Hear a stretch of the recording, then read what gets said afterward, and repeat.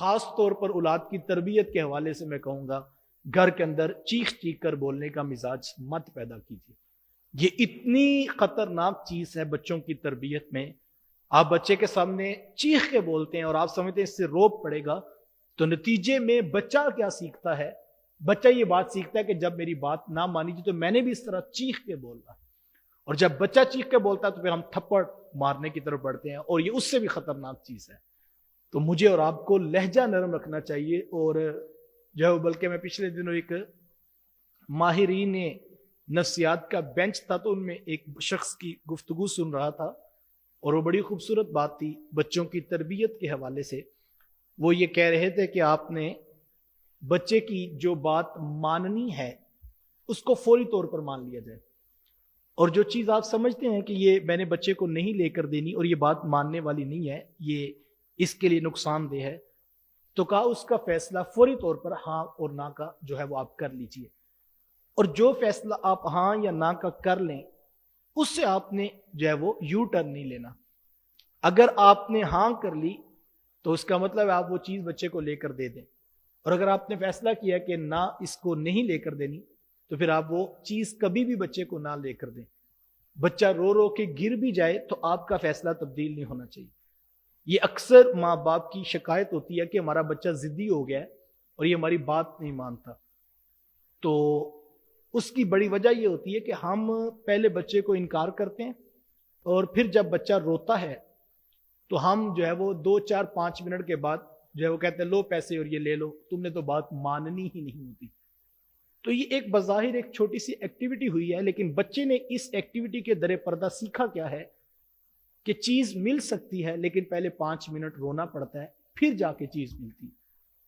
اور اگلی مرتبہ جب آپ انکار کرتے ہیں تو 5 منٹ رونے کے ساتھ نہیں ملتی تو وہ اپنا دورانیہ بڑھا لیتا ہے، 7 منٹ کر لیتا ہے، کیونکہ اس کو پتا ہے کہ یہ چیز ایسے ہی ملتی ہے۔ تو اب بچے کی ہیبٹ بن گئی ہے کہ رونے کے بعد، چیخنے کے بعد اور زمین پر لیٹنے کے بعد چیز مل جاتی ہے۔ تو اگر آپ نے نہ کر دی اور بچہ جو ہے وہ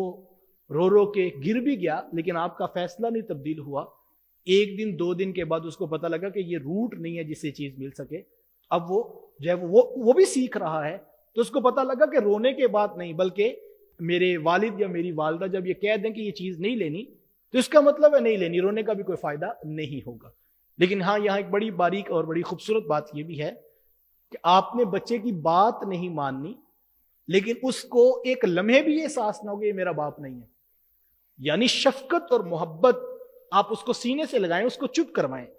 لیکن کہیں کہ بیٹا تم میرے بیٹے ہو اس لیے پیار کر رہا ہوں، محبت کر رہا ہوں، شفقت کر رہا ہوں، لیکن چیز میں وہ نہیں لے کر دوں گا چونکہ وہ آپ کے لیے نقصان دہ۔ تو یہ فیصلہ تبدیل نہ ہو، لیکن یہ بھی نہیں ہے کہ آپ کے میں نہیں لے کے دینا، جو مرضی کرو، وہ رو رو کے گر جائے، تو یہ نفرت بھی کہیں پیدا نہ ہو جائے۔ تو اس حوالے سے، اور بلکہ بعض اوقات یہ بھی دیکھنا ضروری ہے کہ جو ہے وہ ضد ہے بھی یا کہ نہیں۔ یہ ہمارے اکثر گھروں میں اس وقت مسئلہ بنا ہوا کہ بچے ضد بڑی کرتے ہیں، تو بڑی خوبصورت اور ذوق طبع کی بات ہے کہ وہ ایک ڈاکٹر صاحب ہے تو وہ کہہ رہے تھے کہ ماں نے کھانا پکایا تو بیٹے کو پسند نہ آیا، اور اس نے کہا کہ میں نے یہ نہیں کھانا، مجھے انڈا بنا دے یا مجھے فلاں چیز بنا دے، تو ماں کہتی یہی کھاؤ، تو وہ کہتے ہیں میں نے نہیں کھانا، تو وہ کہتے یہی کھاؤ، تو کہتے ہیں ماں کہتی یہ ضد کر ہے، جب مجھے بتائیں کہ ضد ماں کر رہی کہ بچہ کر رہا ہے وہ کہتے ہیں میں نے نہیں کھانا، تو ضد تو ماں کر رہی ہے نا کہ یہی کھاؤ،